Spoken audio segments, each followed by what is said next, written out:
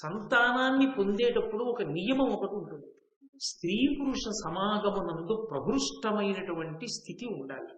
పరమ సంతోషంతో స్త్రీ పురుషులు కలియాలి తప్ప అది ఏదో బృహత్కార్యంగా చాలా కష్టంతో అన్యమైన మనస్సుతో భారమైన విషయంగా పరిగణింపబడి ప్రహృష్టమైన మనసు లేకుండా కలిసినటువంటి దంపతులకు సత్సంతానము కలగదు, తేజోవంతమైన సంతానము కలగదు. దీన్ని రామాయణం ధృవీకరించింది, ఇతరమైనటువంటి పురాణములు ధృవీకరించే. అందుకే వాళ్ళ మనస్సు ప్రహృష్టంగా ఉండాలి, పరమ సంతోషంగా ఉండాలి, ఒకరి యందు ఒకరికి అనురక్తి ఉండాలి. అందుకే సృష్టి ప్రారంభంలో సృష్టి జరగలేదు. కారణం ఏమంటే ఉన్నవాళ్ళు పురుషులు లేదా స్త్రీలు అనుకోండి, అప్పుడు ఆకర్షణకి అవకాశం లేదు. అప్పుడు పరమశివుడు అర్ధనారీశ్వర స్వరూపాన్ని పొందాడు, సగం స్త్రీ సగం పురుషుడు అయ్యాడు.